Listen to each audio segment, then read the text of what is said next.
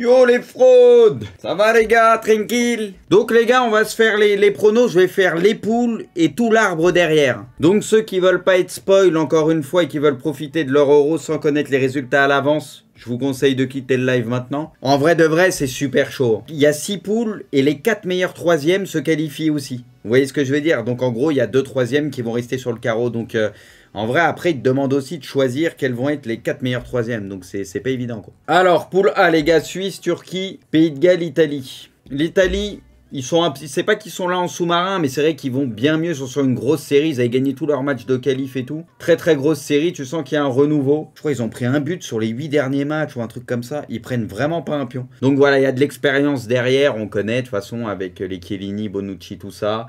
Devant, bon bah t'as les buteurs, hein, les Immobilier, t'as aussi Insigne au milieu, t'as les Barella, etc. aussi. Donc t'as vraiment des bons joueurs, t'as Jorginho. Enfin t'as un bon mélange d'expérience et de jeunes, je trouve. Donc Italie en numéro 1 pour moi. Après, pour moi Turquie-Suisse c'est au-dessus des Pays de Galles. Du coup je vais mettre Pays de Galles direct 4ème. Et là honnêtement, c'est pas évident moi je trouve. C'est pas évident parce que la Turquie, depuis quelques temps, ils sont quand même en forme, ils sont pas mal du tout. Tu le sens, ils sont en confiance et encore une fois, eux ils sont très durs à battre, on le sait. Et de l'autre côté, t'as la Suisse. Tu prends Coupe du Monde, Euro, etc. Souvent, ils passent les poules. Ils sautent souvent en 8e de finale ou quoi, mais souvent, ils passent les poules. Après, ça peut être une poule où le 2 et 3 passent, oui, c'est possible. Mais vas-y, je vais mettre Turquie. Je vais mettre Turquie. Bon, allez, Suisse en 3. Mais en vrai, j'aurais presque pu intervertir les deux, mais je sais pas. Ouais, petite tendance à la Turquie. Russie, Belgique, Danemark, Finlande. Bon, bah, Finlande, normal. De toute façon, il y a une belle équipe, il y a un renouveau là qui a été lancé depuis quelques temps, donc je pense qu'ils vont créer la surprise. Non, vas-y, Finlande, on va les mettre 4ème, on va pas perdre de temps. En vrai, encore une fois, on sait jamais ce que c'est l'Euro. T'as pas de petites équipes, donc en vrai, tu peux perdre des points contre un peu tout le monde si tu fais le con, mais la Finlande, logiquement, c'est en dessous des 3 équipes. La Belgique en 1, j'en fais... Ouais, pour moi, la Belgique... J'avais dit mes favoris, ils font partie de mes gros favoris, donc Belgique. On est d'accord que la Belgique, les gars, De Bruyne, il est pas là le premier match, je crois, mais il est là au match suivant. Bon, après la Belgique, ils ont un effectif, on a vu la saison de Lukaku, bon, De Bruyne, c'est De Bruyne. On connaît, t'as même, Tielemans, qui a été très bon. Enfin, il y a de tout, quoi. T'as même les Carrasco, etc. Bref, Mertens, ils ont une très belle équipe. Ok, derrière, ce que tu veux, mais la Belgique, moi, je les mets parmi les gros favoris, encore une fois. Numéro 2, je vais mettre le Danemark. Avec les Eriksen, t'as Højbjerg, t'as Kjær qui est monstrueux. La saison que fait Kjær, il y a Schmeichel dans les buts. Non, ils ont une bonne assise défensive. Il y a des joueurs au milieu de terrain pour faire des diffs. Il y a le monstre Braithwaite devant. Le Danemark, il y a des joueurs de ballon. T'as une belle charnière. Non, en vrai, ils sont pas mal, je trouve. C'est cohérent, leur équipe. La Russie, je pense que c'est pas forcément leur meilleure période. Après, ils ont toujours des joueurs et tout. Hein. Mais c'est pas forcément leur meilleure période, je pense. Donc, Danemark, quoi, devant. Golovin rigole. Oui, bah, t'as des joueurs en Russie. T'as toujours Zuba devant, là, la tige. Lui, il est toujours relou. Lui, il fait 2 mètres et tout. Ouais, bah, t'as Golovin. T'as Zirkov aussi, je crois, encore. Ok, groupe C. Autriche. Attends, c'est la Macédoine. Hein. Ukraine et Pays-Bas. Sans grande surprise, Pays-Bas, tranquille. De toute façon, eux, ils se trouvent rarement, pareil, en phase de poule ou quoi. On les retrouvera sûrement en demi, quart minimum, ou voire demi, donc derrière. Mais c'est vrai que Van Dijk, ça va leur manquer, ça. Enfin, ça fait un moment qu'il est pas là, mais les Pays-Bas avec Van Dijk, c'est quand même pas la même. T'es un peu plus serein. Mais après, on le sait, il y a quand même beaucoup de joueurs. Et ensuite, donc du coup, bon, on va mettre la Macédoine 4ème. Je mets Ukraine, les gars. Pays de Sheva, tout ça, vous connaissez. De toute façon, l'Ukraine, ça joue toujours bien au ballon, pareil. Et l'Ukraine, ils sont pas mal. Ils sont pas mal depuis quelques temps. C'est pas mauvais du tout, donc Ukraine. Ukraine. Et du coup, je vais mettre Autriche en 3. Mais encore une fois, en vrai de vrai, tu remarques les poules. Bon, après, c'est les têtes de série qui font ça. Mais pour le moment, à chaque fois, tu as une équipe qui est quand même favori normal du groupe. Et à chaque fois, tu as une équipe qui est vraiment, qu'on voit quasi tous 4ème. Et après, tu as une hésitation entre 2-3 tout le temps. Tu vois? Ok, groupe D. Écosse, Angleterre, Croatie, République tchèque. Ce groupe, ça va se cogner. Hein. Bon, l'Angleterre... que beaucoup, ben c'est les favoris des bookmakers, pour beaucoup c'est les grands favoris de l'euro, même devant la France, enfin la France ressort quasi tout le temps, mais je crois qu'au niveau des cotes ils sont devant la France carrément, c'est un truc de ouf. Bon après ils ont une très belle équipe, hein. Il y a beaucoup de joueurs et tout, mais c'est vrai que souvent ça peut décevoir en grande compétition, mais c'est vrai que sur le papier en tout cas c'est intéressant. En 2 je suis obligé de mettre la Croatie, voilà, la Croatie de façon, pareil, encore une fois il y a peut-être des joueurs qui sont un peu vieillissants et tout, mais t'as quand même beaucoup de bons joueurs, t'as encore les Modric, t'as Rebic. Enfin, t'as beaucoup de monde. De toute façon, on les connaît, les Croates, t'as Kovacic, etc. au milieu de terrain. Logiquement, Ça devrait finir deuxième, mais après, on sait jamais. Non, ils sont pas surcotés, la Croatie. Et les gars, ils sont finalistes de la Coupe du Monde. Et ils avaient fait une belle Coupe du Monde. Là, c'est un peu moins bien, oui. Pour moi, ils sont moins bons qu'à la Coupe du Monde. Clairement, on l'a vu récemment, c'est moins bien. Mais ça reste une belle équipe. Ah ouais, il y a McTominay, il y a Robertson. J'aime bien l'Écosse, moi, c'est marrant. Les Tchèques, à la base, j'aime bien, mais j'ai toujours aimé l'esprit combatif. Tu vois, et tu sais que les Écossais, ça y va, quoi. C'est pas toujours les plus beaux à voir jouer tranquille, mais... Mais l'Écosse, je sais pas, c'est une nation que j'aime bien, bizarrement. Ouais, il y a Dalglish aussi. C'est le mec qui craque. Je vais pas faire le mec. Là, il y a des nations, de toute façon, on l'a compris. J'ai pas vu tous les matchs de l'Autriche, de la Macédoine aussi, comme tout le monde, etc. La Finlande, on n'a pas vu tous leurs matchs. On les voit de temps en temps quand ils jouent des belles équipes, mais on les voit pas tout le temps. C'est un peu pareil, là, avec l'Écosse et les Tchèques. Je vais pas faire le mec qui les a vus 1 milliard de fois. Mais comme ça, j'ai plus envie de partir sur l'Écosse. Ça peut être très serré derrière l'Angleterre. Même si, bon, la Croatie, logiquement, ça semble un peu au-dessus des deux autres. Mais l'Espagne, avec le délire du Covid, c'est un bordel. Ils ont fait jouer les espoirs au dernier match et tout. Mais je vais quand même mettre l'Espagne en 1. Parce que même s'il y a des absents à cause du Covid et tout, tu regardes même les espoirs ou ce que tu veux, il y a quand même des joueurs. Donc, non, mais moi, je vois l'Espagne. Je vois quand même l'Espagne au-dessus. Mais après, en vrai, il faudrait voir ce qui se passe. C'est sûr, s'ils perdent la moitié de leur équipe, bon, ça peut changer un peu la donne. Il y a Isaac en Suède aussi. Bah, il y a Isaac, il y a qui? Les Forsberg. Isaac, j'aime bien. Bon, Pologne, il y a un petit buteur devant qui fait pas trop de bruit. Vas-y, je mets Pologne en 2, Suède en 3, Slovaquie en 4. Mais bon, encore une fois, ça va pas jouer à grand chose, je pense. Putain, le groupe F. Les gars, la Hongrie, bon... Ça se trouve, la Hongrie vont faire premier de poule au calme. Imaginez, la Hongrie, ils font premier de poule, les gars. Personne l'a vu venir. De toute façon, la France, t'es obligé de les voir favoris plus ou moins de l'Euro. T'es obligé, c'est comme ça par rapport... Ils sont champions du monde. Le retour de Benzema par rapport à l'effectif. T'es obligé pour moi. T'es obligé parce que c'est l'effectif le plus complet sûrement de la Coupe de l'Euro. Non, mais c'est vrai. T'es obligé pour moi. Si t'es objectif... La France, c'est l'effectif le plus complet, ils sont champions du monde en titre. Donc là, je pense que c'est la logique pour tout le monde. Après, c'est un sacré bordel. Parce que moi, le Portugal, je les vois bien, mais je les vois faire un peu comme à l'Euro. Et je sais pas pourquoi, je les sens faire un bon Euro, mais passer à l'arrache totale. Je vois peut-être l'Allemagne faire 2 et le Portugal se qualifier en meilleur 3e.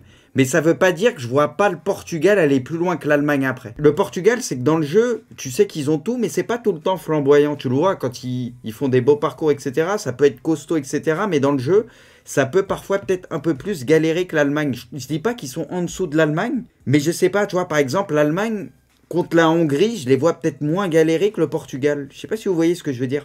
Parce que l'Allemagne, je sais pas, ça va moins se poser de questions, ça va jouer, etc. Mais à un moment, peut-être que défensivement, eux, ils vont le payer plus loin dans la compétition. Alors que le Portugal, je pense que pour le coup, eux, défensivement, c'est ce qui fera la diff peut-être plus tard pour eux. Voilà mon avis. Après, l'Allemagne, il y a des joueurs, mine de rien, qui sont en confiance. On a vu, t'as Havertz, t'as Werner. Bon, chacun en pense ce qu'il veut. Mais voilà, il a gagné la LDC. T'as quand même, avec les Kimmich, tout ça, bon, les joueurs du Bayern, t'as une belle équipe. Après, c'est plus défensivement où je me fais un peu de soucis. Même si au final, t'as les Rudiger et tout, quand même, qui sont bien. T'as qui? T'as Soule, t'as Hummels aussi, qui a pas été trop mal cette saison, qui a été plutôt bon. Mais défensivement, je trouve il y a quand même certaines limites, ouais. Ah oui, là donc, il faut choisir les 4 meilleurs 3e. Bon, Portugal, je les mets dans les meilleurs 3e. Potentiellement, il y en a, ils vont peut-être finir 3e avec 1 point. Et ça va jouer au goal à virage. Le Portugal, je les vois quand même battre au moins la Hongrie, peut-être faire un nul. Tu vois, je les vois peut-être finir 3e avec 4 points, tu vois, potentiellement. Tu sais, ils peuvent être à 4 avec la Germanie, avec l'Allemagne. Et genre, ça se joue au goal à virage, le Portugal qui a mis un but de moins que l'Allemagne contre la Hongrie, un délire comme ça. Je pense que l'Autriche passera, parce qu'il y a la Macédoine, ça me semble en dessous. La Suisse, je les vois passer, je pense que ça va être un groupe serré, mais ils vont prendre des points, etc. Je vois la Suisse, comme j'avais dit. Je sens pas la Russie, du coup, je vais peut-être plus partir sur l'Écosse ou la Suède. Du coup, j'essaye de voir par rapport à la poule. Vas-y, je vais partir sur la Suède. Mais l'Écosse me fait vraiment hésiter. Je vais partir sur la Suède. Ok, bon, on a notre arbre final, normalement. Ça met Belgique, Italie, France du même côté. Ok, et en bas, oh là là, ça ferait... Oh, ça ferait l'Angleterre, s'ils finissent premier de leur poule, ils jouent le 2e du groupe de la France. Donc potentiellement, soit Portugal, soit France... soit Allemagne. Wow, c'est incroyable. L'Angleterre, quoi qu'il arrive, s'ils finissent premier, ils jouent un gros. C'est un truc de fou. Pays-Bas, Portugal.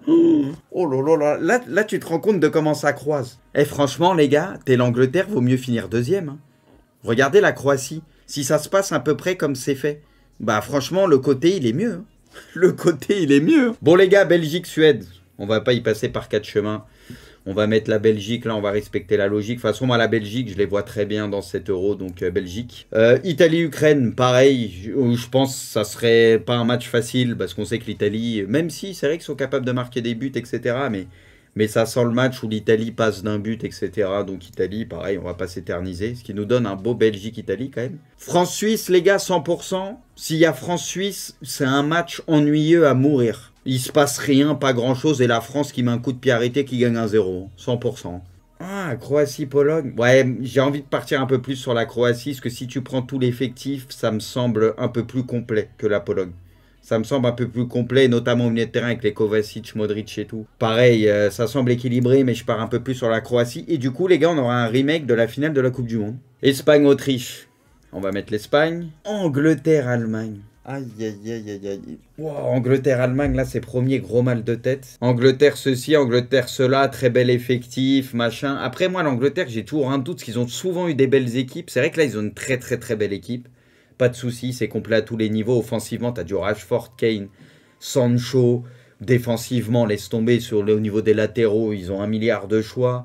Enfin, sur le papier, l'équipe est incroyable. Il y a des jeunes, de toute façon, les Foden, etc. Tu as de l'expérience, des jeunes. Bref, j'avoue que sur le papier, l'équipe, elle est incroyable. Mais ça déçoit souvent l'Angleterre. Pareil encore, à la dernière Coupe du Monde, ils perdent contre la Croatie en demi, alors qu'ils avaient un tableau. Ils étaient censés aller en finale pour moi. Et l'Allemagne. Au feeling, pareil, très serré, mais je sais pas, l'Angleterre qui te choque, quoi, encore une fois. Tant que l'Angleterre, ils n'auront pas franchi ce palier, je les verrai toujours de la même manière. C'est comme ça, parce qu'à chaque fois, je me suis attendu à avoir quelque chose, je m'attendais à avoir quelque chose, et à chaque fois, ils m'ont déçu, tout le temps, depuis très longtemps. Je changerai d'avis, peut-être, si là, ils gagnent l'euro ou quoi, bah là, je te dirais, ok, ils ont peut-être franchi un palier, et ils psychotent moins, ils te choquent moins, et là, ok, mais pour le moment, voilà. Pays-Bas-Portugal, les gars. Pays-Bas qui domine le match. Portugal qui arrive à tenir défensivement et Portugal qui se qualifie. Voilà comment je vois les choses. Portugal très très dur à battre. Les Pays-Bas, peut-être que dans le jeu, etc., ils vont faire des choses, ils vont être dangereux. Encore une fois, il n'y a pas une énorme différence de niveau. Ça peut être un très beau match assez serré, mais je sais pas, tu sens le Portugal un peu plus clutch, tu vois, dans les deux surfaces. Un peu, enfin, meilleur défensivement, Ruben Dias, Pepe, etc. De plus, t'as Cancelo, t'as Guerrero, t'as les Fonte, etc. Bref, je les sens plus tenir défensivement et genre offensivement... Voilà, la petite réussite, le truc, tu vois. Vous connaissez donc, je vois Portugal. Et Turquie-Danemark. Putain, là, c'est compliqué, parce que le Danemark, ce que je disais tout à l'heure. En vrai, Turquie, ça peut être la belle surprise. Danemark, je les vois aussi un peu au même niveau, moi. Quand tu regardes un peu de plus près, le Danemark peut être une belle petite surprise aussi, en vrai. Mais vas-y, peut-être la combativité du côté de la Turquie. Je vais mettre Turquie. Je vais mettre Turquie, mais encore une fois, là, c'est vraiment au feeling. Ça, je vois pas grand-chose pour moi. C'est kiff-kiff quasiment. Belgique-Italie. Le problème, c'est que je mettais la Belgique parmi les plus gros favoris, mais je vois l'Italie faire un beau truc aussi. Mais je pensais pas qu'ils joueraient la Belgique dès l'écart. Je voulais bien mettre l'Italien en outsider plus. Ouais, c'est un peu plus qu'un outsider, mais genre... tu sais, t'enlèves les 3-4 gros favoris, tu vois, je les mettais peut-être pas loin en premier derrière. Je sais pas si vous voyez ce que je veux dire. C'est premier du deuxième chapeau, en fait. Je vais quand même mettre la Belgique, parce que pour moi, la Belgique, dans ma hiérarchie, je les vois au-dessus. Je les ai mis dans mes 3 gros favoris, moi, de l'Euro. Donc, un peu au-dessus de l'Italie, forcément. Donc, je vais suivre mon truc, mais attention à l'Italie. Tu vois, l'Italie, je les aurais peut-être mis gagnants contre pas mal d'autres équipes. Bon, France-Croatie. La France est peut-être un peu plus forte, ou aussi forte au minimum, voire un peu plus forte, parce que tu as Benzema et toi en plus qu'à la dernière Coupe du Monde. La Croatie, on a dit, c'est un peu moins bien. Donc, on va mettre la France. C'est la logique. Putain, et oh là là. France-Belgique en demi. Mais les gars, c'est que des revanches. Vous voyez pas que la France est en train de faire le parcours, mais à l'envers, limite? Ça fait le parcours, c'est que des revanches pour la France. C'est un truc de fou furieux. Espagne-Allemagne, les gars. Je vois un peu plus l'Allemagne. Déjà, l'Espagne, faut voir avec les cas de Covid, etc. Mais pareil, l'Espagne, il y a beaucoup de joueurs de ballon, il y a beaucoup de milieu de terrain, tout ce que tu veux. Bon, devant, ils aiment bien mettre Morata, apparemment, etc. T'as, Moreno qui a mis beaucoup de buts. Mais je trouve que, je sais pas, offensivement, c'est là où peut-être est leur limite. Je sais pas, ils aiment bien mettre Morata et tout. En plus, je suis pas un énorme fan de Morata, perso. Et je pense qu'offensivement, c'est, ouais, je vois un peu plus l'Allemagne. Voilà, si je regarde tout l'effectif, je pense que l'Allemagne, offensivement... ça peut être bien plus fort que l'Espagne, et du coup, je les vois faire pencher la balance là-dessus. Vu que l'Allemagne est capable de se projeter très très vite en contre, etc., Je pense qu'ils peuvent faire mal. Je vois un peu plus l'Allemagne. Et du coup, la Porta, qui prend la porte. Portugal-Turquie, pareil, je suis ma logique. Pareil, ça sera un match, je pense, assez équilibré au final, mais le Portugal qui s'en sort encore une fois. Ils sont très bons dans des matchs où c'est compliqué, ils arrivent toujours à trouver la solution, donc je verrai quand même le Portugal.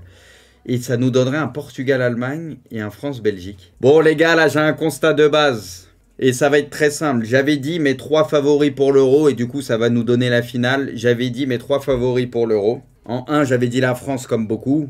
T'es obligé pour moi, champion du monde, l'effectif, retour de Benzema, etc. T'es obligé sur le papier. En 2, j'avais dit la Belgique. Du coup, je suis ma logique. Je mets la France qui ressort la Belgique en demi. Mais gros match. Un match, t'as peur, tu souffres encore une fois. Et en 3, j'avais mis le Portugal, les gars. Du coup, ça nous donnerait, le hasard du truc nous donnerait France-Portugal. Non mais les gars, c'est trop. Par contre, c'est que des revanches, là. La France, c'est que des revanches, ces matchs. J'ai la même finale avec la France qui prend sa revanche. Bah du coup, moi je pense que la France prend sa revanche aussi. Voilà, puisque j'ai dit France en 1, encore une fois, je suis ma logique. Parce que autant le Portugal, ils sont pas obligés de jouer très bien pour gagner, parce qu'ils peuvent être costauds défensivement et marquer avec peu de choses. Et la France, ça peut être la même chose. Ils nous l'ont prouvé plein de fois, ils sont très forts défensivement, ils peuvent être très costauds et marquer sur pas grand chose aussi. Je sens qu'on va tellement rigoler quand tu vas refaire le replay des pronos. Et rappelez-moi après l'Euro, les gars, qu'on aille revoir l'arc qu'on avait fait. Qu'on rigole. Rappelez-moi qu'une fois que l'Euro sera terminé. Non mais on le sait tous, c'est impronosticable. Il peut se passer 1 milliard de choses. On l'a vu dès les poules, les meilleurs. C'est impronosticable. Là, tu vois les affiches, c'est un euro en plus. Ce qui fait qu'il n'y a quasi pas de petites équipes.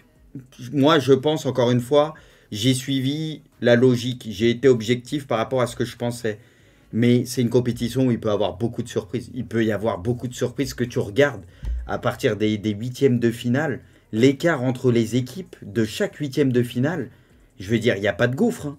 À chaque fois, tu regardes, tu te dis, ouais, avec un peu de réussite, un tel peut passer ou quoi. Tu vois, il n'y a pas de gouffre. Et les quarts de finale, j'en parle même pas. En 2, vous voyez Portugal, en 3, Belgique. Bah, on a le même trio de... Bon, vu qu'on a enlevé la France, on a les 3 mêmes favoris.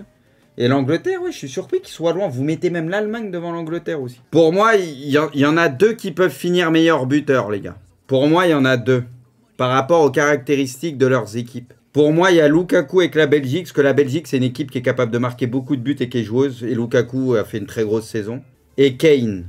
Mais le truc, c'est que je vois pas l'Angleterre aller hyper loin. Mais le truc, c'est que l'Angleterre peut mettre pas mal de buts en poule. Moi, je pense que ça va jouer entre Kane et Lukaku, et vu que je vois la Belgique aller plus loin que l'Angleterre, je vais dire Lukaku.